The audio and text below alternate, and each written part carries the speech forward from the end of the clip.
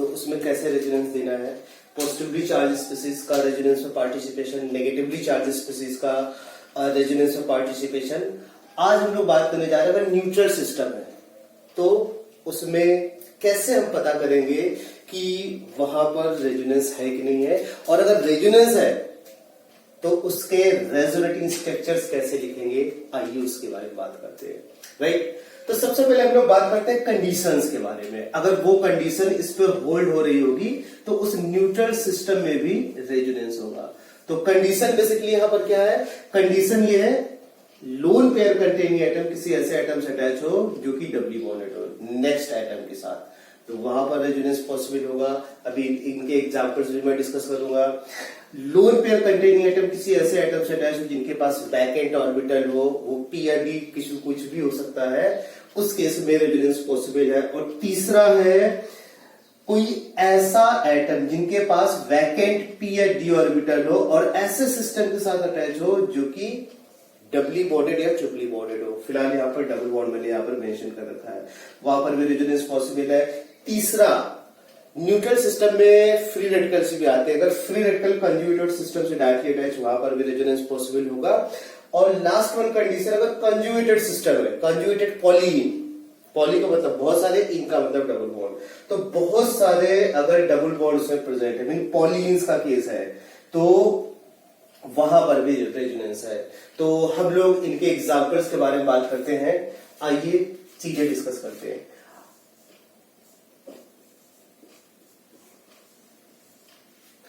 क्या resonance possible है, क्या रेजोनेंस पॉसिबल है?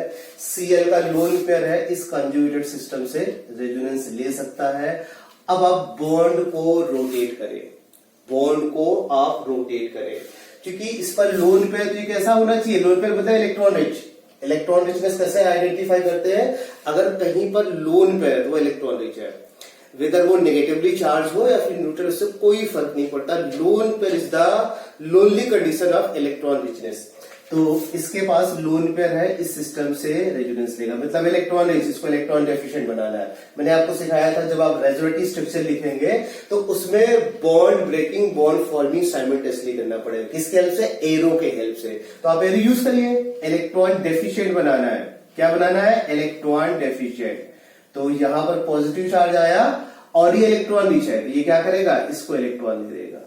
राइट, क्योंकि इस डायरेक्शन में आपने इसको रोटेट किया है, दैट्स वाई इस पर नेगेटिव चार्ज आ जाएगा। राइट, और इस पर पॉजिटिव चार्ज आया, इसने इसको इलेक्ट्रॉन दिया, तो जब एक इलेक्ट्रॉन आएगा, एक पॉजिटिव चार्ज आया इलेक्ट्रॉन को रोटेशन की वजह से, इसने इलेक्ट्रॉन दिया, एक पॉजिटिव एक नेगेटिव, दोनों न्यूट्रल हो गए, और जब कंबाइन करेंगे तो हमेशा एक बॉन्ड का फॉर्मेशन है। आपको सिखाया गया एरो का हेड होगा तो नेगेटिव चार्ज आएगा और टेल होगा तो पॉजिटिव चार्ज, तो यहाँ का नेगेटिव पॉजिटिव न्यूट्रलाइज और एरो का टेल इस पर पॉजिटिव चार्ज आ गया।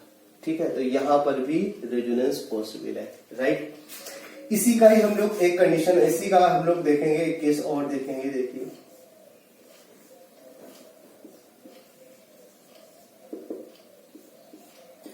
क्या इसमें रेजोनेंस पॉसिबल है? बिल्कुल पॉसिबल है। नाइट्रोजन को लोन पेयर सिस्टम से रेजोनेंस ले लेगा, बिल्कुल सेम कंडीशन ऊपर वाली। इसको ऐसे रोटेट करेंगे तो इस पर कैसा चार्ज आएगा, नेगेटिव चार्ज आएगा, और इस पर positive charge, positive negative combine करके बॉन्ड का फॉर्मेशन होगा। आप कुछ इसको इस तरीके, जिन बॉन्ड को टच नहीं कर रहे हैं वो बोल रहे हैं डोंट टच, उसको आपको एज इट इज रखना है। पॉजिटिव चार्ज, इस पर नेगेटिव चार्ज। फिर से आप बॉन्ड को रोटेट करें, इसका नेगेटिव इसका पॉजिटिव कंबाइन करके बॉन्ड का फॉर्मेशन, नेगेटिव चार्ज पोजीशन पे,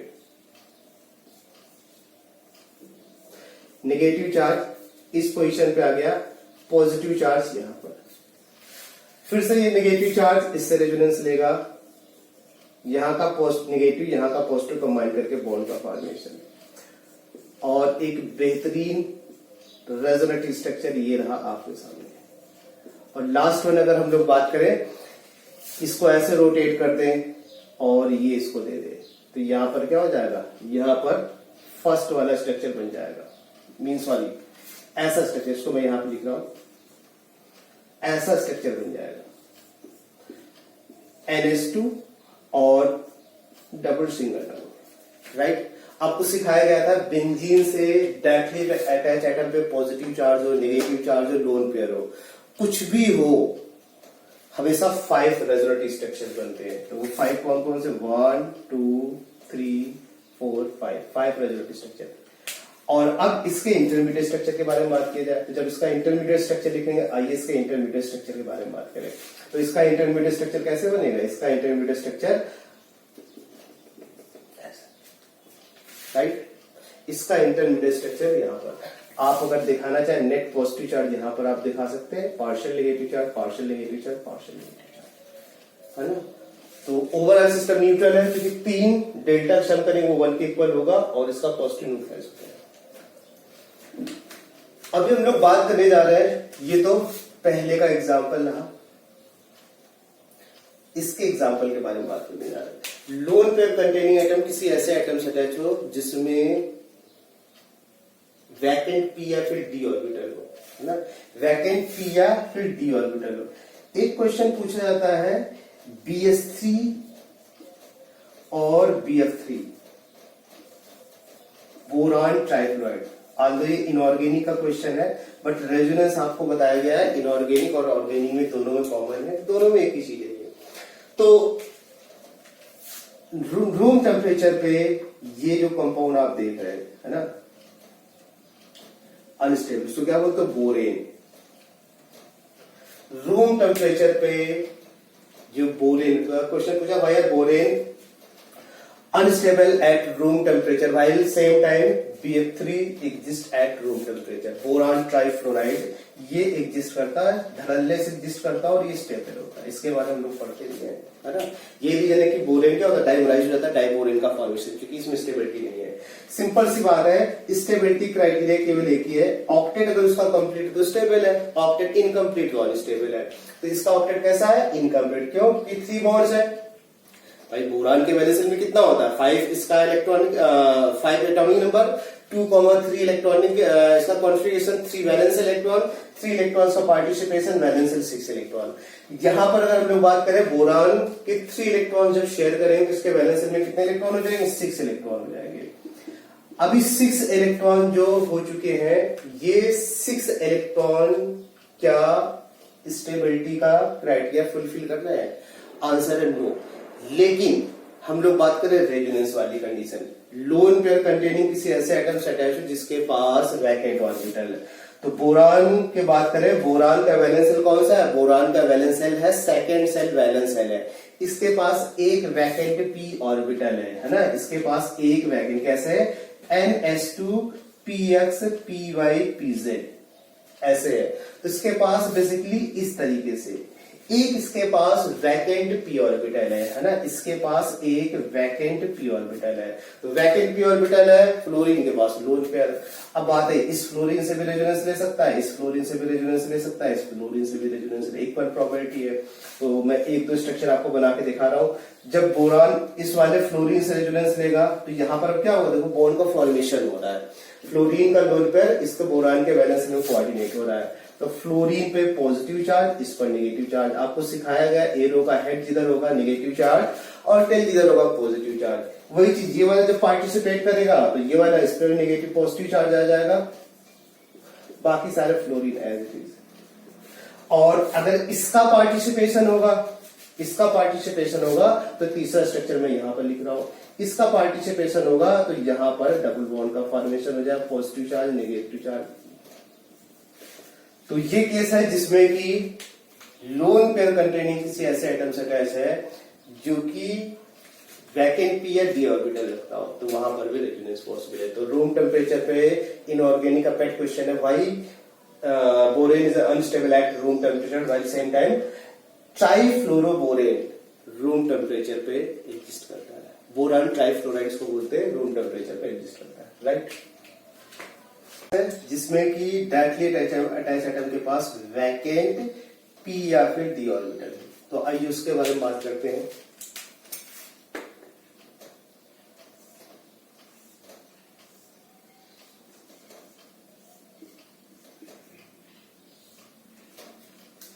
क्या यहां पर रेजोनेंस पॉसिबल है कि नहीं पॉसिबल है? तो अगेन कुछ देर पहले भी डिस्कस किया था, बोरान के वैलेंस शेल में कितने इलेक्ट्रॉन हो रहा है, 6 इलेक्ट्रॉन है, ऑक्टेट इनकम्प्लीट है, एक इसके पास vacant p orbital, p y p z कुछ भी बोल दो, और इसके पास पाई बॉन्ड है। अभी आपको क्या करना है, क्योंकि इलेक्ट्रॉन डेफिशिएंट है ये, तो आपको क्या करना है, इस पोजीशन पे इलेक्ट्रॉन रिच यानी कि नेगेटिव चार्ज आना, बॉन्ड को रोटेट करें, बॉन्ड को रोटेट करेंगे और यहां पर बॉन्ड का फॉर्मेशन करेंगे। तो ऐसा करने पे इस बोरान पे नेगेटिव चार्ज आ जाएगा और एक बॉन्ड का फॉर्मेशन, क्योंकि यहां से इलेक्ट्रॉन जा रहा है इस वजह से इस पर पॉजिटिव चार्ज मिल जाएगा। तो ये केस है जिसमें कि वैकेंट पी या डी ऑर्बिटल अगर एटम है और किसी ऐसे एटम से है जिसके पास पाई बॉन्ड है, डबल बॉन्ड है, तो वहां पर रेजोनेंस पॉसिबल है। आइए हम लोग बात करते हैं फोर्थ वन केस के बारे में। फोर्थ केस के बारे में बात करते हैं। अनपेयर्ड इलेक्ट्रॉन किसी ऐसे सिस्टम से अटैच हो जो कि conjugated mean doubly bonded system से अटैच हो, तो वहां पर रेजोनेंस पॉसिबल है। आइए हम लोग बात करते हैं इसके बारे में। तो इसमें हम लोग एग्जांपल एक लेते हैं।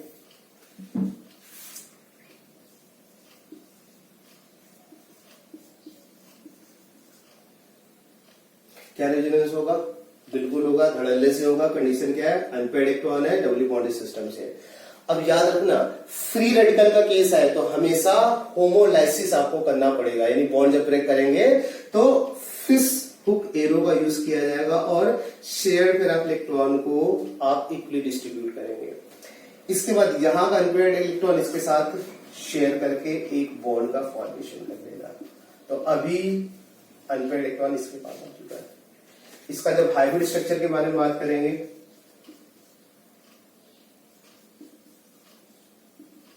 हाइब्रिड स्ट्रक्चर नहीं भी लिखते, मेन अभी आपको ये समझ में आ जाए कैसे हो रहा है।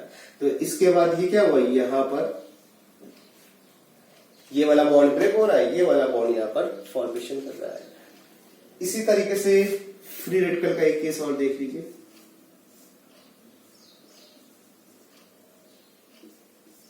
अभी कुछ देर पहले मैंने बताया था, बहुत सारे केसेस डिस्कस किए। बेंजीन रिंग से अटैच्ड एटम पे लोन पेयर हो, पॉजिटिव चार्ज हो, नेगेटिव चार्ज या फिर अनपेयर्ड इलेक्ट्रॉन, कितने रेजोनेटिव स्ट्रक्चर बनेंगे, 5। फ्री रेडिकल के केस में हमेशा याद रखना है, जब आप बॉन्ड ब्रेक करेंगे तो होमोलाइसिस फिशन करेंगे।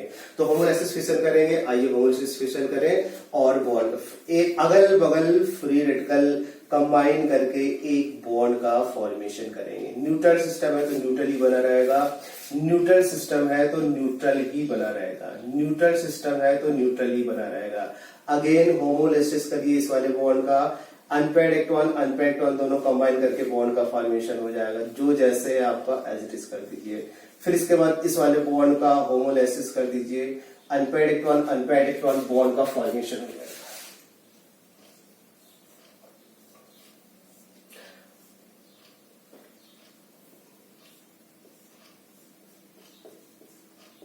और इसके बाद ये फर्दर इससे इंटरेक्ट करेगा, अनपेयर्ड इलेक्ट्रॉन आपस में कंबाइन करेंगे, एक बॉन्ड का फॉर्मेशन, और फाइनली अनपेयर्ड इलेक्ट्रॉन उसी CH2 पे पहुंच चुका है, उसी CH2 पे पहुंच चुका है। बात क्लियर है? जब हाइब्रिड स्ट्रक्चर ड्रॉ करें बहुत ही सिंपल है, न्यूट्रल आपको रखना है और साथ में न्यूट्रल रखना है और साथ में सारे कार्बन टू कार्बन बॉन्ड कैसे होंगे, पार्शियल डबल बॉन्ड कैरेक्टर। कैसे होंगे, पार्शियल डबल बॉन्ड कैरेक्टर। ये हाइब्रिड स्ट्रक्चर हो गया, राइट। अभी हम लोग बात करने जा रहे हैं कि ऐसा कोई सिस्टम जिसमें कि कंजुगेशन हो, है ना, इसको मैं इरेज कर रहा हूं। ऐसा कोई सिस्टम हो जिसमें कि कंजुगेटेड। तो हम लोग पहले पॉलीन्स के बारे में बात करते हैं, ना, पॉलीन्स के बारे में बात करते हैं और फिर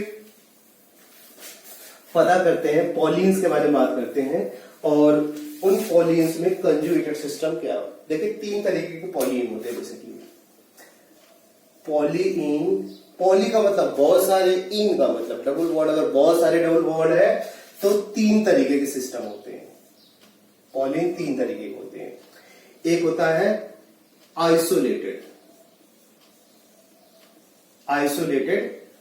पॉलीन।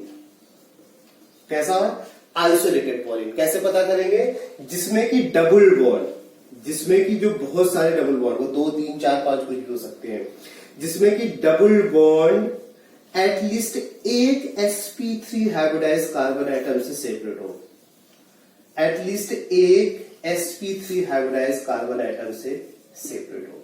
n की वैल्यू क्या है यहाँ पर? n की वैल्यू 1 2 3 कुछ भी हो सकती है। तो दो डबल बॉन्ड अगर एक sp3, क्योंकि इस कार्बन का हाइब्रिडाइज स्टेट क्या है? sp3, एक sp3 कार्बन आइटम से सेपरेट है तो वो जो पॉलीन होगा उसे आइसोलेटेड पॉलीन बोलते हैं, राइट। अभी हम लोग बात करने जा रहे हैं क्यूमुलेटेड पॉलीन के बारे में। क्यूमुलेटेड पॉलीन कैसे पहचानेंगे? Very simple. क्यूमुलेटेड पॉलीन पहचानने का तरीका है, अगर डबल बॉन्ड लगातार हो, है ना, लगातार हो तो वो क्यूमुलेटेड होगा। डबल बॉन्ड अगर लगातार होगा तो ये क्यूमुलेटेड का केस हो जाएगा। डबल बॉन्ड कंटिन्यूएशन में होगा तो ये क्यूमुलेटेड पॉलीन बोला जाएगा। वो डबल बॉन्ड 2 हो सकता है, 3 हो सकता है, 4 हो सकता है, राइट। और तीसरा है कंजुगेटेड पॉलीन। तीसरा कौन सा है? Conjugated Pauline. कंजुगेटेड पॉलीन कैसे पहचानेंगे? बहुत सिंपल तरीका है, अगर पैटर्न कैसा हो? ऐसा हो। कैसे पैटर्न हो? ऐसा हो। ds ds ds का पैटर्न हो तो वो कंजुगेटेड पॉलीन होगा। और अगर कंजुगेटेड पॉलीन है तो उस केस में रेजोनेंस है, आपको मैंने बता रखा है। तो कंजुगेटेड पॉलीन कैसे पहचानेंगे? ds ds का पैटर्न हो, मतलब double single double single double single double single double single double single, अगर इस तरीके का पैटर्न होगा तो वो कंजुगेटेड पॉलीन होगा। तो पॉलीन बेसिकली 3 तरीके, पॉलीन का मतलब बहुत सारे, वो 2 3 4 5 कितने भी हो सकते हैं। उसमें डबल बॉन्ड एटलीस्ट एक sp3 कार्बन आइटम सेपरेट हो रहा है तो आइसोलेटेड हो जाएगा।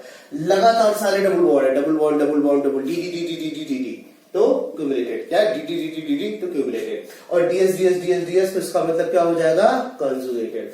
और यहां पर रेजोनेंस की बात करें तो रेजोनेंस में सिग्निफिकेंस इसका, इसी वजह से कंजुगेटेड पॉलीन की स्टेबिलिटी इनसे ज्यादा होती है।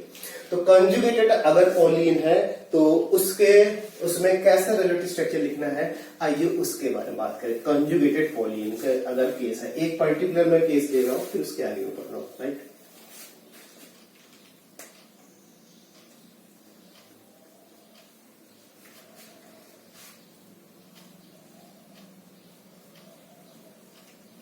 जैसे ये दे रखा है ना, ये लास्ट केस है रेजोनेंस पॉलीन, इसके रेजोनेटिव स्ट्रक्चर्स लिखने हैं। तो अब बात आई कि इसमें बॉन्ड, देखिए रेजोनेटिव स्ट्रक्चर अगर आप लिखने जा रहे हैं तो आपको बॉन्ड ब्रेक करना पड़ेगा और बॉन्ड का फॉर्मेशन करना पड़ेगा।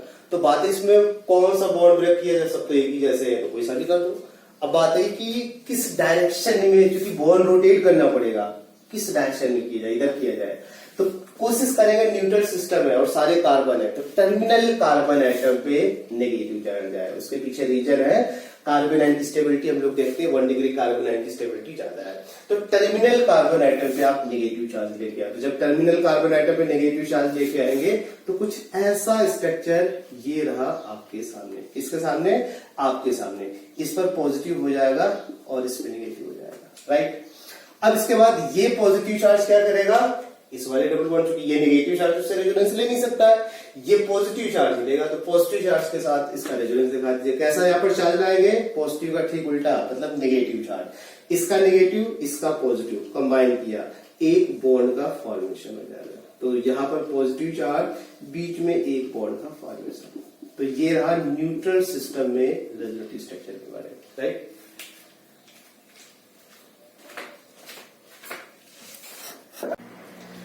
रेजोनेंस को फर्दर 2 पार्ट में डिवाइड कर रहा हूं, एक है एक्सटेंडेड रेजोनेंस और दूसरा है क्रॉस रेजोनेंस। एक्सटेंडेड रेजोनेंस क्या है और क्रॉस रेजोनेंस क्या है, आइए उसके बारे में बात करते हैं। नाम में ही छुपा हुआ है एक्सटेंडेड।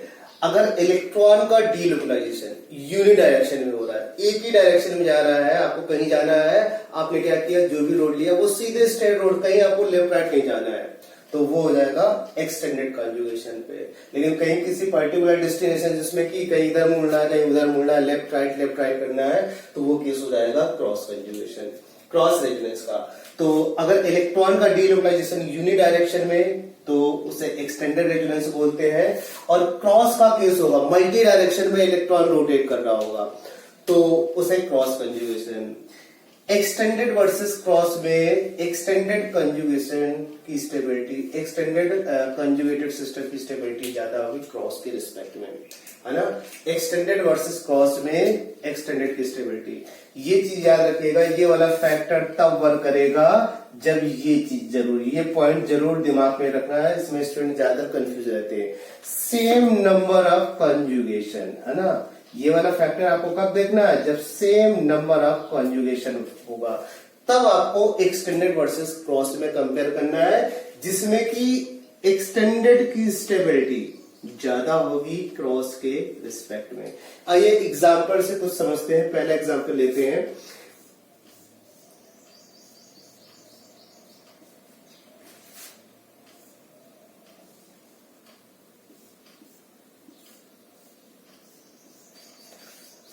चलिए बात करते हैं कंजुगेटेड सिस्टम ये है कि नहीं, D S D S D S, yes, D S D S D conjugated system हो गया क्रॉस।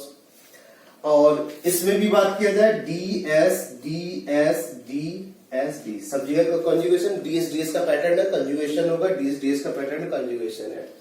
बट यहां पर जब बॉन्ड रोटेट करेंगे पॉजिटिव चार्ज, ये कंफ्यूज है, इस वाले डबल बॉन्ड से रेजोनेंस लिया जाए या फिर यहां पर कंफ्यूजन हो गया, इधर आते हैं, इसको रोटेट किया, पॉजिटिव चार्ज यहां पे आया, यूनिडायरेक्शन केवल इसी डबल बॉन्ड से रेजोनेंस लेगा, इससे ले नहीं सकता, केवल इसी से ले सकता है, यूनिडायरेक्शन होगा ना। जबकि यहां पर क्या कंफ्यूज है, कंफ्यूज का मतलब क्रॉस होगा, तो उसमें क्या होगा, क्रॉस कंजुगेशन की वजह से उसकी स्टेबिलिटी लेस होगी। तो इसमें कौन ज्यादा स्टेबल होगा, इसकी स्टेबिलिटी ज्यादा होगी।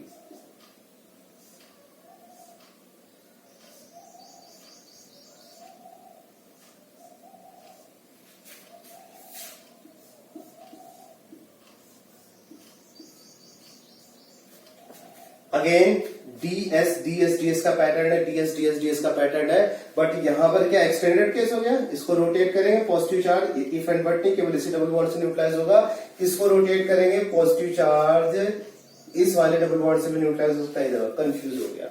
कंफ्यूज होने का मतलब क्या हुआ, उसका कंट्रीब्यूशन कम होगा, यानी इसकी स्टेबिलिटी ज्यादा होगी।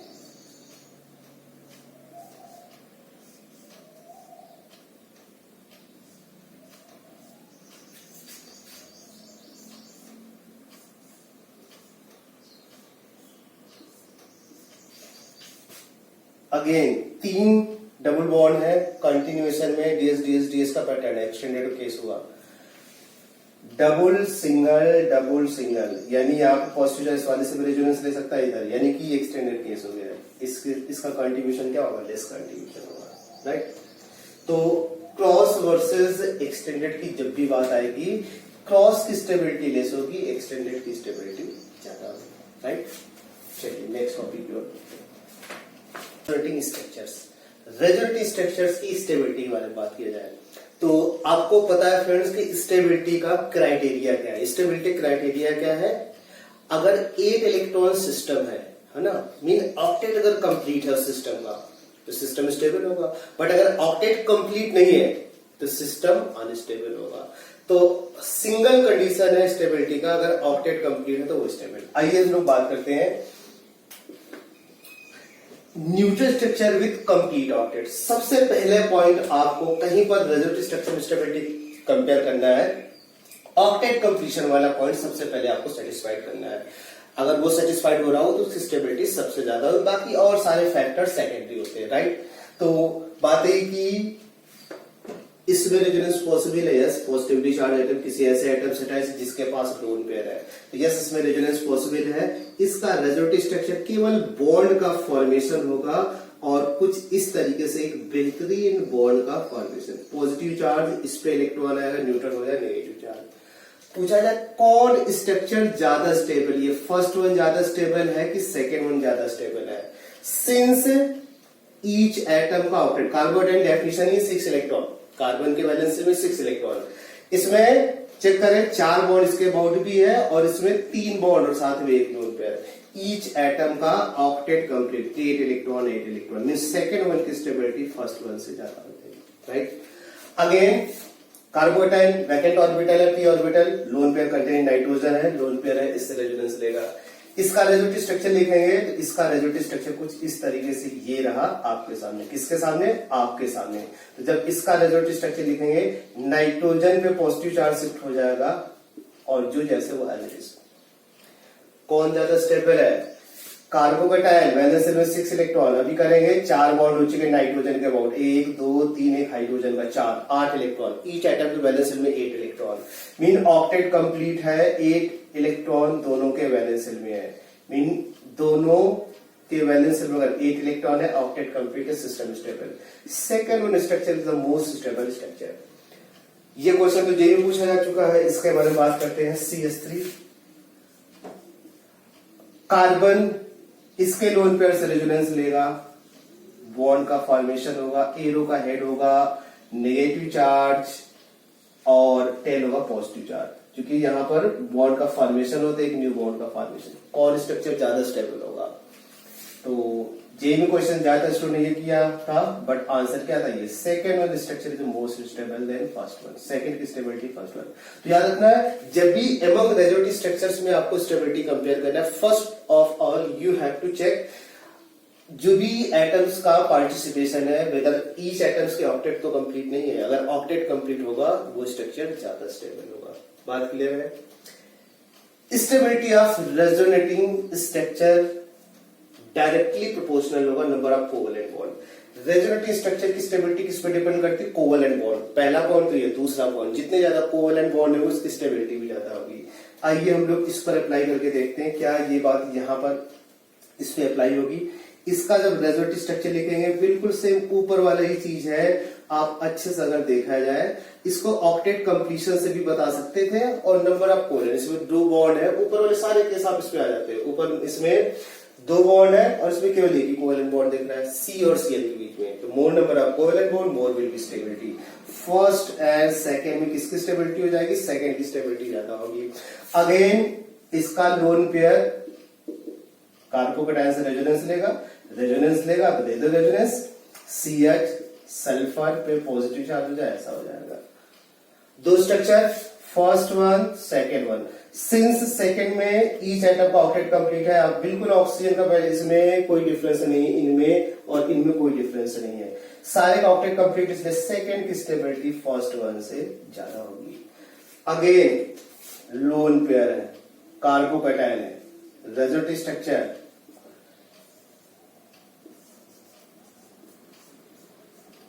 ट्रिपल बॉन्ड का फॉर्मेशन, अभी पॉजिटिव चार्ज पे फर्स्ट और सेकंड में कौन ज्यादा स्टेबल? तो आंसर होगा सेकंड वन की स्टेबिलिटी ज्यादा पॉजिटिव।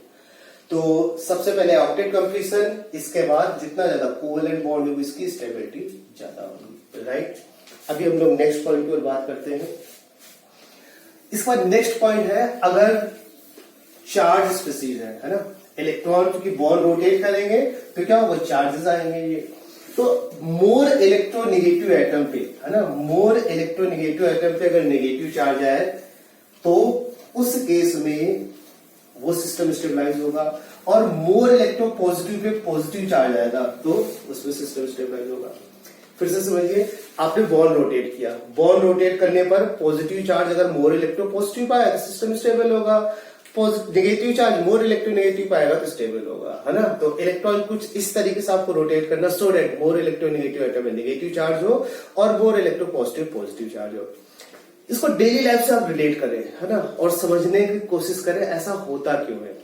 उल्टा अगर हो जाए, मोर electro positive pay negative charge आ जाए या मोर इलेक्ट्रोनेगेटिव पे पॉजिटिव चार्ज आए तो क्या वो सिस्टम डिस्टेबलाइज हो जाएगा। इसको आप डेली लाइफ से रिलेट करें। आपने द ग्रेट खली का नाम सुना होगा, इंडियन रेसलर है, आपने सुना होगा। और क्लास में कोई भी स्टूडेंट आप ले लीजिए, तो जो खली है वो उसका डेली, इसका हम लोग अगर नाश्ते से उससे कंपैरिजन किया जाए, नाश्ते में वो 20 लीटर दूध लेता है ना।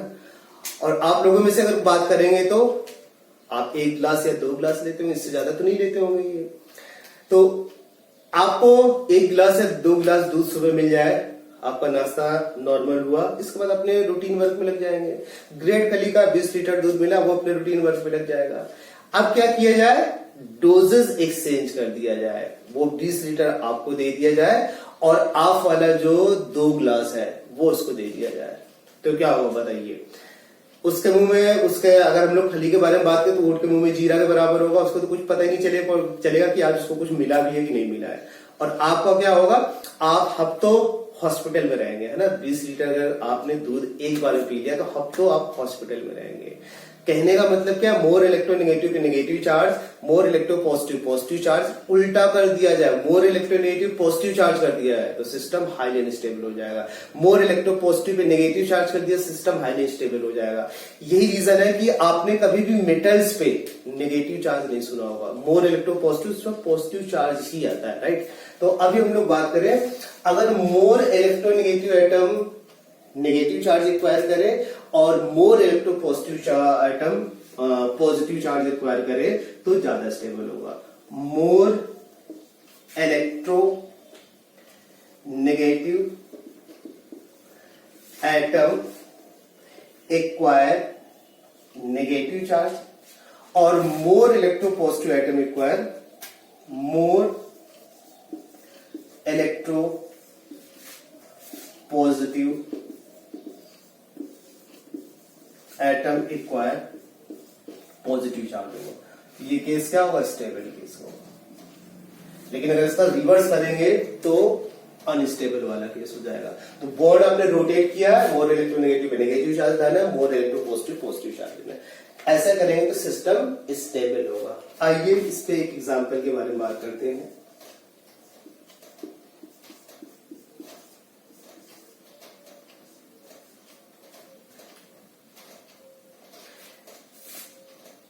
इसमें इस बॉन्ड को रोटेट करना, दो पॉसिबिलिटी है, कार्बन टू ऑक्सीजन भी कर सकते हैं, ऑक्सीजन क्योंकि ऑक्सीजन मोर इलेक्ट्रोनेगेटिव है तो इस बॉन्ड को आपको रोटेट करना पड़ेगा, ऑक्सीजन पे आपको नेगेटिव चार्ज लाना पड़ेगा, राइट। इस पर कैसा चार्ज आएगा, इस पर पॉजिटिव चार्ज आएगा। वो पॉजिटिव चार्ज क्या करेगा, इसके लोन पेयर से न्यूट्रलाइज हो जाएगा। इसको स्टेप बाय स्टेप समझते हैं, स्टेप बाय स्टेप समझते हैं। इस पर पॉजिटिव चार्ज आ गया, ऐसा है। इसके बाद इसका लोन पेयर इसके पॉजिटिव चार्ज को न्यूट्रलाइज कर रहा है तो न्यूट्रलाइज कर दीजिए। ऑक्सीजन पे negative charge as it is रहेगा अभी, ठीक है। अगर इन तीन रेजोनेटिव स्ट्रक्चर्स में स्टेबिलिटी कंपेयर करना है, इन तीन रेजोनेटिव स्ट्रक्चर में स्टेबिलिटी कंपेयर करना है तो स्टेबिलिटी ऑर्डर क्या होगा, आइए देखते हैं। आपको बताया गया है पहले और तीसरे में number of covalent bond same है ना। C2 में टोटल 3 बॉन्ड्स आ रहे हैं, C2 में केवल 2 बॉन्ड आ रहे हैं। तो पहले और इसमें तो कोवेलेंट बॉन्ड का नंबर सेम है और ज्यादा तो ज्यादा होगा तो ज्यादा स्टेबल होगा। अब बात है ये न्यूट्रल सिस्टम है, चार्ज स्पेसिस, तो न्यूट्रल सिस्टम की स्टेबिलिटी हमेशा चार्ज सिस्टम से ज्यादा होती है। इस वजह से फर्स्ट वन की स्टेबिलिटी तो ज्यादा होती है। और इसमें कोवेलेंट बॉन्ड इस वाले दोनों कॉमन बात के चार्जेस है, दोनों कॉमन चार्जेस अगर है तो स्टेबल है, अनस्टेबल है, दोनों अनस्टेबल है। बट इसमें रिलेटिव स्टेबिलिटी ज्यादा क्योंकि नंबर ऑफ कोवेलेंट बॉन्ड ज्यादा 1 3 और इसके बाद 2। बात क्लियर है, चार्ज दोनों में है, कॉमन है, चार्जेस दोनों में कॉमन है। अनकॉमन बात इसमें नंबर ऑफ कोवेलेंट बॉन्ड ज्यादा, कोवेलेंट बॉन्ड ज्यादा होगा तो इसमें स्टेबिलिटी भी ज्यादा होगी, राइट। तो मोर इलेक्ट्रोनेगेटिव एटम पे अगर नेगेटिव चार्ज आएगा तो सिस्टम स्टेबल होगा और more electropositive positive charge आएगा तो सिस्टम। इसको मैं इरेज करता हूं, नेक्स्ट स्टेप।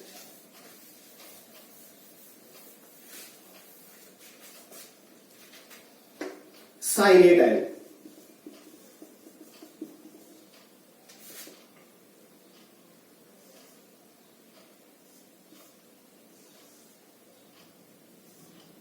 साइनेट आयन के बारे में बात करें, बेसिकली ये साइनेट आयन है।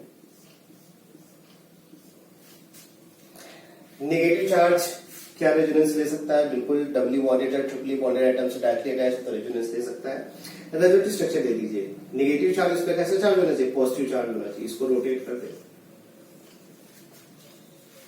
ऐसा करने पे नाइट्रोजन पे नेगेटिव चार्ज आ गया, कार्बन और ऑक्सीजन में एक बॉन्ड का फॉर्मेशन हो जाएगा, दोनों न्यूट्रल हो जाएंगे। अब बात आई, एक स्ट्रक्चर ये है और दूसरा स्ट्रक्चर ये, दोनों में number of covalent bond same है, राइट। इसमें भी 4 कोवेलेंट बॉन्ड है, इसमें भी 4 कोवेलेंट बॉन्ड है। बात है कि इन दोनों में से ज्यादा स्टेबल कौन सा होगा, तो तो कोवेलेंट बॉन्ड वाइज तो सेम है, ऑक्टेट भी सबके कंप्लीट है ना। ये साइनेट उसको आइसोसाइनेट बोलते हैं, ऑक्टेट भी complete. Which one more stable? तो मोर इलेक्ट्रोनेगेटिव एटम है, नेगेटिव चार्ज है उसमें नाइट्रोजन पे, इस वजह से फर्स्ट वन की स्टेबिलिटी सेकंड से ज्यादा होगी। बात क्लियर है? तो मोर इलेक्ट्रोनेगेटिव एटम पे अगर नेगेटिव चार्ज होगा तो सिस्टम ज्यादा स्टेबल होगा।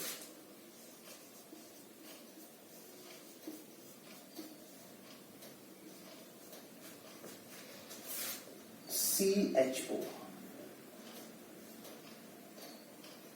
डबल बॉन्ड है, दो डबल बॉन्ड है, रेजोनेंस पॉसिबल है, बिल्कुल कंजुगेटेड सिस्टम है, डीएस का पैटर्न है तो कंजुगेटेड, ये पॉली नहीं है, डीएस का pattern, DS double single double bond. कौन सा बॉन्ड को रोटेट किया जाए? ये नॉन पोलर बॉन्ड हुआ, लाइक आइटम में है, अनलाइक आइटम पोलर बॉन्ड। तो पोलर बॉन्ड को रोटेट करना रिलेटिवली ज्यादा आसान होता है, इस वजह से उसको रोटेट।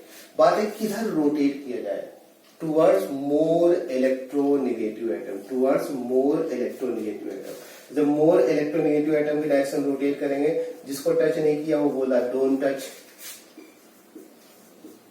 इसके बाद ये पॉजिटिव चार्ज इस वाले डबल बॉन्ड से रेजोनेंस लेगा, ड्राइविंग फोर्स कैसा है? पॉजिटिव चार्ज है तो ड्राइविंग फोर्स यहाँ पर पॉजिटिव चार्ज हुआ, और इसका ठीक अपोजिट चार्ज इस पर लाएंगे, पॉजिटिव और नेगेटिव कंबाइन करेंगे, बॉन्ड का फॉर्मेशन। तो अभी इस पर पॉजिटिव चार्ज आ चुका है, न्यूट्रल हो चुका है, और बात रही स्टेबिलिटी की। बात करें, तीन रेजोनेटिव स्ट्रक्चर में स्टेबिलिटी कंपेयर करना है, कौन सबसे ज्यादा होगा? तो मोर number of covalent bond, neutral structure और सबसे ज्यादा कोवेलेंट बॉन्ड्स हैं। यहां पर अगर देखा जाए दो पाई बॉन्ड, बाकी इन दोनों में केवल एक ही पाई बॉन्ड है। तो first one, second one, then after third one. First one की स्टेबिलिटी सबसे ज्यादा होगी। सेकेंड और थर्ड में कॉमन बात क्या है? दोनों में अपोजिट चार्ज है, अपोजिट चार्ज। अपोजिट चार्ज अगल बगल होंगे और अपोजिट चार्ज गैप देके होंगे, तो अगल बगल होगा तो अट्रैक्शन फोर्स ज्यादा होगा, अट्रैक्शन फोर्स ज्यादा होगा तो स्टेबिलिटी ज्यादा होगी। फर्स्ट सेकेंड थर्ड में ऐसा रिलेशन हो जाएगा। बात क्लियर है? तो अगर रेजोनेटिव स्ट्रक्चर्स में स्टेबिलिटी कंपेयर करना है तो आप इस तरीके से भी आप देख सकते हो, राइट? होता है रेजोनेंस एनर्जी। तो रेजोनेंस क्या होता है? बेसिकली इलेक्ट्रॉन का डीलोकलाइजेशन। अगर कण इलेक्ट्रॉन घूमेगा तो एनर्जी लूज करेगा, एनर्जी लूज करेगा, उसी बोलते हैं रेजोनेंस। तो इलेक्ट्रॉन के डीलोकलाइजेशन से जो एनर्जी लिबरेट होती है, जो एनर्जी इवॉल्व होती है ना, जो एनर्जी लिबरेट होगी उसे रेजोनेंस एनर्जी बोलेंगे। याद रखिएगा, रेजोनेंस एनर्जी, जो रेजोनेंस होता है, प्रोसेस होता है, ये ऑलवेज एक्सोथर्मिक होता है। कैसा होता है? एक्सोथर्मिक। एक्सोथर्मिक दैट इज जो एनर्जी की वैल्यू मिलेगी वो ऑलवेज नेगेटिव साइड में मिलेगी, है ना। जो एनर्जी की वैल्यू मिलेगी वो नेगेटिव साइड में होगी। तो रेजोनेंस जो प्रोसेस है, रेजोनेंस में बेसिकली क्या होगा? इलेक्ट्रॉन का डीलोकलाइजेशन होगा। इलेक्ट्रॉन के डीलोकलाइजेशन से जो एनर्जी लिबरेट होगी उसे रेजोनेंस एनर्जी बोलेंगे। जितना ज्यादा इलेक्ट्रॉन का डीलोकलाइजेशन होगा, रेजोनेंस एनर्जी उतनी ज्यादा होगी, ठीक है। तो इसमें रेजोनेंस एनर्जी कंपैरिजन पे भी क्वेश्चन पूछे जाते हैं। रेजोनेंस एनर्जी की बात किया जाए, ये डायरेक्टली प्रोपोर्शनल होगा नंबर ऑफ रेजोनेटिंग स्ट्रक्चर, है ना। जितना इलेक्ट्रॉन घूमेगा उतना ज्यादा एनर्जी मिलेगा, जितने ज्यादा उसमें रेजोनेटिव स्ट्रक्चर्स होंगे। अगर रेजोनेंस एनर्जी की बात किया जाए, ये वाला पॉइंट कब अप्लीकेबल होगा? स्टेबिलिटी के डायरेक्टली प्रोपोर्शनल कब होगा? जब सेम नंबर ऑफ कॉन्जुगेशन होगा, सेम नंबर ऑफ कॉन्जुगेशन होगा, वहां पर ऐसा होगा, राइट। तो दो पॉइंट रेजोनेंस एनर्जी आपको कंपेयर करना है। अगर रेजोनेटिव स्ट्रक्चर ज्यादा होंगे तो स्टेबिलिटी ज्यादा होगी, रेजोनेटिव स्ट्रक्चर्स अगर ज्यादा होंगे तो उसमें रेजोनेंस एनर्जी ज्यादा होगी। ये वाला पॉइंट तक अप्लाई करना है जब सेम नंबर ऑफ कॉन्जुगेशन होगा, तो स्टेबिलिटी देखेंगे, जितना ज्यादा स्टेबल होगा उसकी रेजोनेंस एनर्जी की वैल्यू ज्यादा होगी। आइए बात करते हैं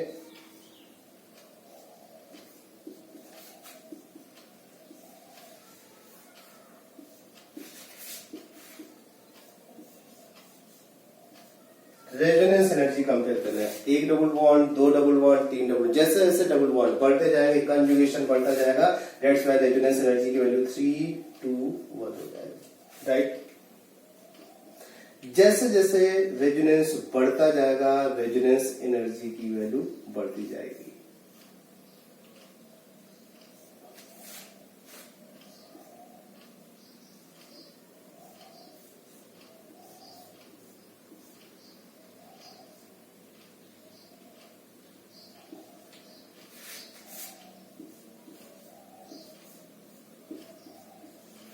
रेजोनेंस एनर्जी कंपेयर करना है ना, जो एनर्जी निकल गई तो कंजुगेशन चेक करो, यहाँ पर रेजोनेंस है, यहाँ पर तो रेजोनेंस ही नहीं, एनर्जी नहीं निकलेगी, तो सबसे कम तो इसका हो गया। अब इधर और इधर दोनों में देखा जाए तो यहाँ पर 2 डबल बॉन्ड, जबकि यहाँ पर क्या 3 डबल बॉन्ड, 3 डबल बॉन्ड होगा तो इसकी रेजोनेंस एनर्जी ज्यादा होगी, यानी कि अगर इसको फर्स्ट सेकंड थर्ड बोलते हैं तो सेकंड की सबसे ज्यादा होगी, फिर फर्स्ट की होगी, फिर इसके बाद थर्ड की होगी। ठीक है, तीसरा यहाँ पर एग्जाम्पल देखिए,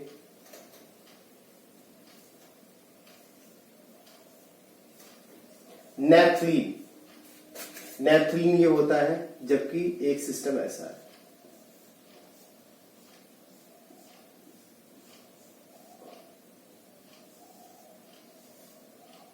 नेपथलीन में आप अल्टरनेट ऑर्डर पे भी लगा सकते हैं या फिर इसे बोलते हैं बाइफिनाइल, है ना, नाम नहीं भी पता होगा तब भी इसको नेपथलीन बोलते हैं। इन दोनों में रेजोनेंस एनर्जी कंपेयर करना है, किसकी रेजोनेंस एनर्जी ज्यादा होगी। तो रेजोनेंस एनर्जी के नंबर आप पाई बॉन्ड चेक कर लो, 3, 3, 6 है इसमें पाई बॉन्ड, और इसमें आप चेक करें 3 to 5, केवल 5 है, यानी कि सेकेंड वाले की जो रेजोनेंस एनर्जी होगी फर्स्ट वाले से ज्यादा होगी, है ना, सेकेंड वाले की रेजोनेंस एनर्जी फर्स्ट वाला, क्योंकि कंजुगेशन ज्यादा है, कंजुगेशन ज्यादा होगा तो उसमें ज्यादा होगा। राइट, चलिए हम लोग बात करते हैं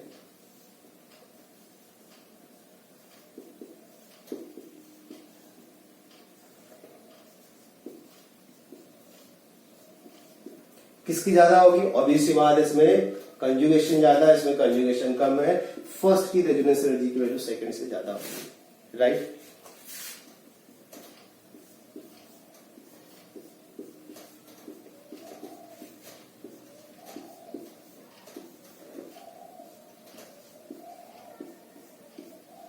इसमें किसकी रेजोनेंस एनर्जी ज्यादा होगी, है ना। अब क्या है, देखो कंजुगेशन सेम है, कंजुगेशन सेम है, एक बेंजीन रिंग यहाँ का लोन पेयर से रेजोनेंस लेगा, एक बेंजीन रिंग यहाँ का लोन पेयर से रेजोनेंस लेगा। तो अब इसमें कैसे कंपेयर करेंगे, तो अब चेक करें स्टेबिलिटी का रोल आएगा, जो ज्यादा स्टेबल रेजोनेटिव स्ट्रक्चर बनाएगा उसकी रेजोनेंस एनर्जी की वैल्यू ज्यादा होगी। तो यहाँ पे जब इसका रेजोनेटिव, ये सारी चीजें ऑलरेडी आपको बताया जा चुका है, बॉन्ड रोटेट करिए, एक रेजोनेटिव स्ट्रक्चर में इसका बना के दिखा रहा हूं, नेगेटिव चार्ज ऐसा हो जाएगा। सिमिलरली जब इसका रेजोनेटिव स्ट्रक्चर बनाएंगे सारा कुछ एज इट इज होगा, बस यहाँ पर नेगेटिव चार्ज था, रोटेट करेंगे तो यहाँ पर कैसा चार्ज आएगा, यहाँ पर पॉजिटिव चार्ज आ जाएगा, बाकी सारी चीजें एज इट इज रहेंगी, उसमें कोई चेंज नहीं आएगा। कौन ज्यादा स्टेबल रेजोनेटिव स्ट्रक्चर बना रहा है, देखिए इस पे क्या है, एक नेगेटिव चार्ज था, अभी भी एक ही नेगेटिव चार्ज है, जबकि इसमें क्या है, पहले न्यूट्रल था और अब जैसे बॉन्ड रोटेट किया उसमें 2 चार्ज आ गए। जितना ज्यादा चार्ज आएगा स्टेबिलिटी उतनी कम होती जाएगी। एक पॉजिटिव एक नेगेटिव चार्ज आ रहा है, जबकि इसमें एक नेगेटिव है, एक ही चार्ज है ये, तो चार्ज बढ़ेगा तो स्टेबिलिटी कम होगा, और स्टेबिलिटी कम होगा तो हम लोग बोलेंगे रेजोनेंस एनर्जी की वैल्यू। इसमें रेजोनेंस एनर्जी की वैल्यू इसकी ज्यादा होगी। एफिन ऑक्साइड की हम लोग बात करें फर्स्ट और सेकंड में, तो फर्स्ट की ज्यादा होगी सेकंड के रिस्पेक्ट में। तो जैसे जैसे रेजोनेंस, जैसे जैसे उसमें नंबर ऑफ पाई बॉन्ड बढ़ता है, कंजुगेशन बढ़ता जाएगा, रेजोनेंस एनर्जी बढ़ती जाएगी। हाँ, अगर स्टेबिलिटी कंजुगेशन सेम है तब वहां पर स्टेबिलिटी का रोल आ जाएगा। तो उसका भी आप एग्जांपल देख ही लो। इसमें नेक्स्ट है फोर्थ वन, थर्ड, ये फोर्थ वन था, और फिफ्थ वन के बारे में बात की जाए तो इसमें अगर कंपैरिजन करें, कैसे कंपैरिजन होगा, आइए उसके बारे में बात करते हैं।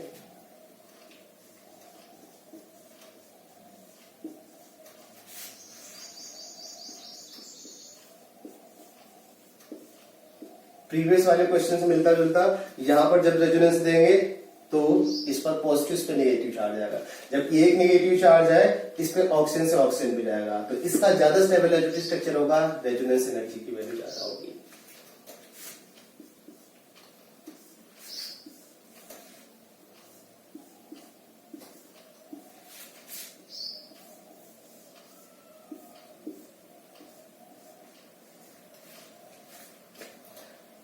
अब एक्सटेंडेड वर्सेस क्रॉस का केस आ गया। सेम नंबर ऑफ कंजुगेशन है, एक्सटेंडेड की स्टेबिलिटी ज्यादा होती क्रॉस के रिस्पेक्ट में, इस वजह से इसकी रेजोनेंस एनर्जी की वैल्यू ज्यादा होगी।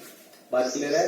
तो जब भी आपको ये कंपेयर करना है, बस आप चेक कर ले कंजुगेशन ज्यादा किसमें, अगर कंजुगेशन ज्यादा है इनऑर्गेनिक में आपने पढ़ा होगा केमिकल बॉन्डिंग में बॉन्ड ऑर्डर, है ना। बॉन्ड ऑर्डर होता है क्या बेसिकली? बॉन्ड ऑर्डर होता है बिटवीन टू एटम कितने कोवेलेंट बॉन्ड प्रेजेंट है, एक है, दो है या तीन है।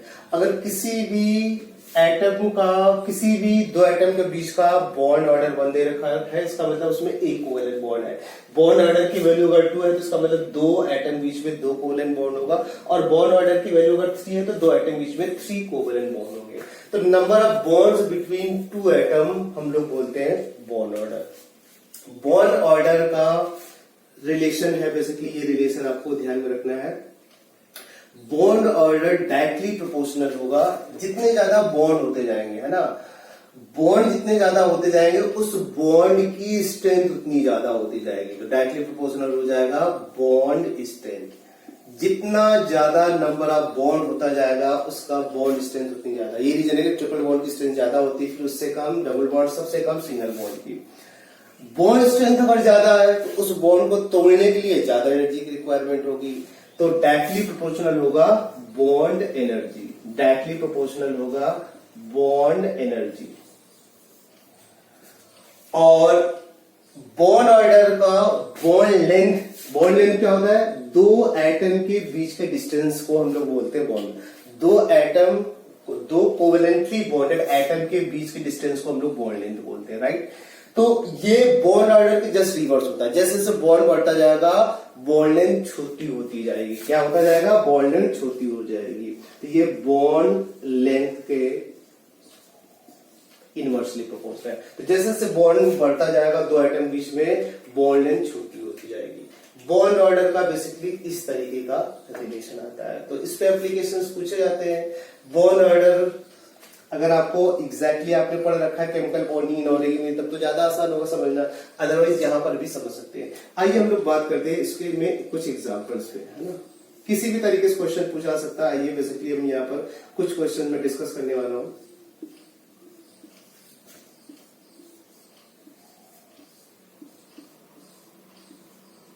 बेसिक कॉन्सेप्ट को बेसिकली बहुत अच्छे तरीके से सुनिएगा, समझिएगा, बहुत ही आसान है। आपको बॉन्ड लेंथ कंपेयर करना है। क्या कंपेयर करना है? Bond length. अगर इसकी बॉन्ड लेंथ ए है, इसकी बॉन्ड लेंथ बी है और इसकी बॉन्ड लेंथ सी है, तो नंबर ऑफ बॉन्ड जैसे जैसे बढ़ता जाएगा, बॉन्ड ऑर्डर बढ़ता जाएगा। बॉन्ड ऑर्डर बढ़ेगा तो बॉन्ड लेंथ छोटी होगी। इनमें से कोई सा भी रिलेट कर दो, एक अगर पता चल जाए तो किसी को भी आप बता सकते हो। क्वेश्चन पूछा इसमें बॉन्ड लेंथ कंपेयर करना है। क्या बताना है? बीएल का ऑर्डर आपको अरेंज करना है, बॉन्ड लेंथ का ऑर्डर अरेंज करना है। तो जितना कम C2O के बीच में बॉन्ड होगा, बॉन्ड लेंथ इतनी ज्यादा होगी। आइए हम लोग बात करते हैं, यहां पर डबल बॉन्ड क्या रेजोनेंस में जा सकता है? आंसर नहीं है, यानी कि यहाँ पर प्योर डबल बॉन्ड है। जबकि यहाँ पर भी डबल बॉन्ड रेजोनेंस में जा सकता है और यहाँ पर भी जाए, और यहाँ पर तो ज्यादा रेजोनेंस होगा, कंजुगेशन ज्यादा है, यहाँ पर ज्यादा होगा।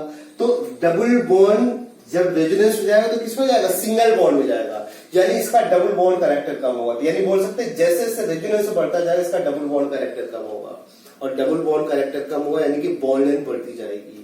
तो सबसे शॉर्टेस्ट बॉन्ड लेंथ कौन सी है? इसकी, क्योंकि यहाँ पर तो प्योर डबल बॉन्ड, रेजोनेंस ही नहीं है। इसके बाद दोनों में रेजोनेंस है, जितना ज्यादा रेजोनेंस है डबल बॉन्ड कैरेक्टर उतना ज्यादा होगा, डबल बॉन्ड कैरेक्टर उतना कम होगा, बॉन्ड लेंथ उतनी ज्यादा होगी। तो सबसे छोटी बॉन्ड लेंथ कौन सी है? सबसे छोटी है सी, फिर उससे बड़ी है बी, और सबसे ज्यादा बड़ी है ए। की बात समझ में आ गई? फिर से देखिए, प्योर डबल बॉन्ड है जबकि यहाँ पर पार्शियल डबल बॉन्ड कैरेक्टर है। अब इसको जितना ज्यादा रेजोनेंस, डबल बॉन्ड कैरेक्टर उतना कम, सिंगल बॉन्ड कैरेक्टर उतना ज्यादा, मीन बॉन्ड लेंथ ज्यादा, राइट? ऐसा हो जाएगा। चलिए देखिए दूसरा एग्जाम्पल हम लोग बात करते हैं। यहाँ पे देखिए,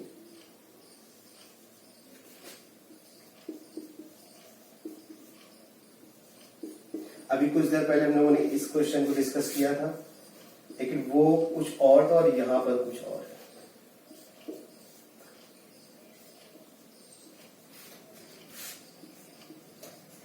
इसमें इस बॉन्ड लेंथ को कंपेयर करना है, इस बॉन्ड लेंथ को कंपेयर करना है। आइए कंपेयर करते हैं।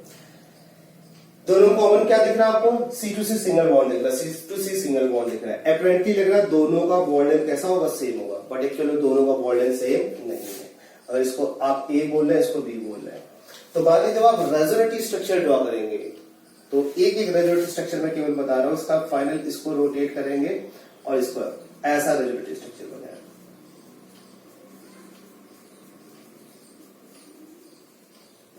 जबकि इसमें रोटेट करेंगे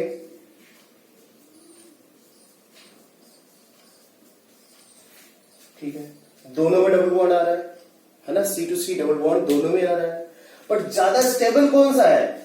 तो कॉमन बात क्या है? पॉजिटिव चार्ज यहाँ पे, जब भी कंपैरिजन होगा अनकॉमन बात, जबकि नेगेटिव चार्ज पे ऑक्सीजन पे, इस पे कार्बन पे। ऑक्सीजन मोर इलेक्ट्रोनेगेटिव एटम है, मोर इलेक्ट्रोनेगेटिव एटम पे नेगेटिव चार्ज ज्यादा स्टेबल होगा, इस वजह से इसकी स्टेबिलिटी ज्यादा होगी। यानी कि जो ज्यादा स्टेबल रेजोनेटिव स्ट्रक्चर का फॉर्मेशन करेगा उसमें जो भी पर्टिकुलर बॉन्ड लेंथ का डेटा देना है या जो भी डेटा देना है उसके अंदर वो कैरेक्टर ज्यादा होगा। यानी ये ज्यादा स्टेबल स्ट्रक्चर बना रहा है, इस बॉन्ड को कंपेयर करें इसके अंदर डबल बॉन्ड कैरेक्टर ज्यादा, तो ये भी डबल बॉन्ड में जा रहा है, बट यहां पर ये स्ट्रक्चर लेस स्टेबल उसके, यानी इसमें डबल बॉन्ड कैरेक्टर कम, इसमें डबल बॉन्ड कैरेक्टर ज्यादा। डबल बॉन्ड कैरेक्टर ज्यादा मतलब बॉन्ड लेंथ कैसी हो गई? छोटी हो गई, ये वाली बॉन्ड लेंथ बड़ी है, तो ये ए इज ग्रेटर देन।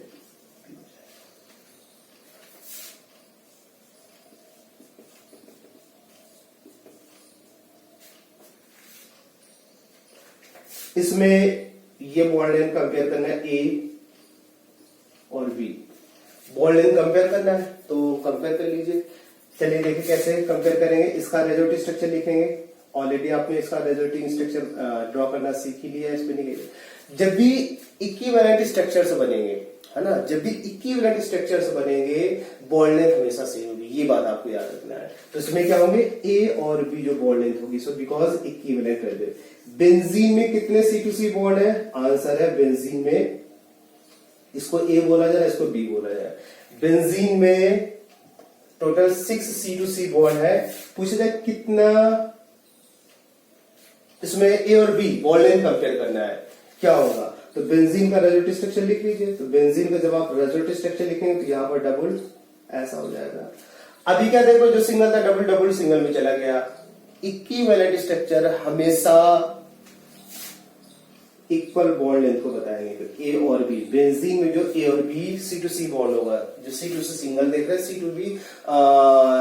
C2C जो बी दूसरा वाला देख रहे हैं, उसमें दोनों सेम होंगे और दोनों सेम हो तो बॉन्ड लेंथ भी सेम होगी। तो जब आइडेंटिकल स्ट्रक्चर्स बनेंगे या इक्विवेलेंट स्ट्रक्चर बनेंगे तो वहां पर बॉन्ड लेंथ कैसे मिलेगी? आपको सेम बॉन्ड लेंथ मिलेगी, है ना। एक दो केसेस और मैं डिस्कस कर रहा हूं, है ना, उसको भी आप देख लीजिए, समझ लीजिए।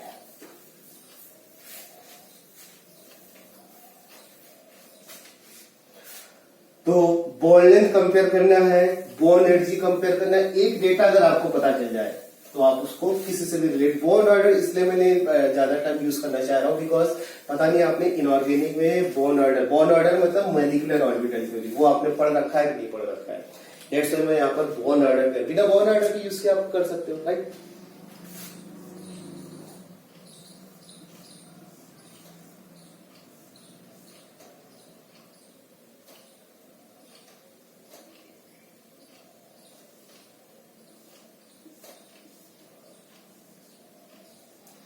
अगेन बॉन्ड लेंथ आपको कंपेयर करना है ना, इसमें बॉन्ड लेंथ कंपेयर करना है। नेक्स्ट एग्जांपल, इसमें बॉन्ड लेंथ कंपेयर करना है। तो इसके स्ट्रक्चर से लिखे रेजोनेटिव स्ट्रक्चर। अब इसमें रेजोनेटिव स्ट्रक्चर लिखेंगे, कैसे लिखेंगे? ट्रिकी है ये, ट्रिक बेसिकली याद रखना। इन वर्टिकल पोजीशन पे 1 by 1 आपको डबल बॉन्ड लेके आना। तो देखो अभी डबल बॉन्ड कहा बीच में दिख रहा है ना, एक बार इधर कर सकते हो, एक बार इधर कर सकते हो। तो यहाँ पर जब डबल बॉन्ड करेंगे तो ऐसा रेजोनेटिव स्ट्रक्चर मिलेगा, यहां पर जब डबल बॉन्ड करेंगे तो ऐसा रेजोनेटिव स्ट्रक्चर मिल जाएगा। अल्टरनेट ऑर्डर पे डबल बॉन्ड को आपको डेकोरेट करना है, ऐसे कर लीजिएगा, है ना। एक पॉसिबिलिटी क्या, इस पोजीशन पे कर सकते हैं, तो इस पोजीशन पे करेंगे तो अल्टरनेट ऑर्डर पे करेंगे तो ऑटोमेटिकली ये बनेगा। इसके 3 स्ट्रक्चर मिलेंगे। अब बात है इसमें क्या तीनों स्ट्रक्चर आइडेंटिकल है? तो आंसर तीनों स्ट्रक्चर, फर्स्ट और थर्ड तो एक जैसे हैं, लेकिन सेकेंड वन क्या डिफरेंट है। तो बात है कि इन तीनों में, क्योंकि तीनों स्ट्रक्चर एक जैसे तो है नहीं, स्टेबिलिटी कंपेयर करना है तो आइडेंटिकल। सेकंड और थर्ड की स्टेबिलिटी तो सेम होगी, इसमें नो डाउट। सेकंड और थर्ड की स्टेबिलिटी सेम, क्योंकि आइडेंटिकल स्ट्रक्चर है। स्टेबिलिटी किसकी ज्यादा होगी? तो स्टेबिलिटी कंपेयर करना है, कैसे कंपेयर? एक है फ्राइज रूल, है ना, फ्राइज रूल।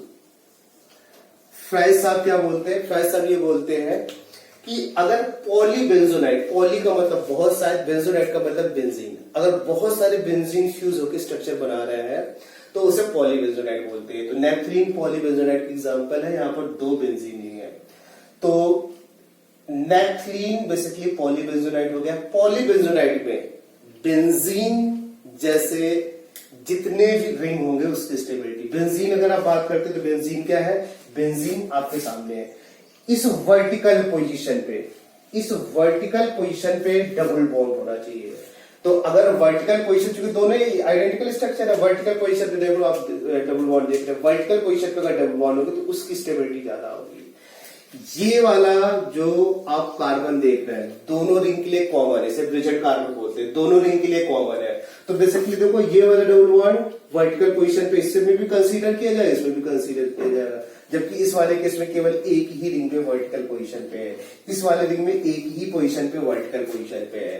तो बेंजीन लाइक कैरेक्टर इस रिंग में भी है और इस रिंग में भी है, और दोनों रिंग में अगर प्रेजेंट है तो यानी इसकी स्टेबिलिटी इन दोनों से ज्यादा। फ्राइज रूल के हिसाब बेंजीन लाइक स्ट्रक्चर जितने ज्यादा होंगे उसके अंदर स्टेबिलिटी ज्यादा होगी, यानी कि फर्स्ट स्टेबिलिटी सेकेंड और थर्ड से ज्यादा होगी।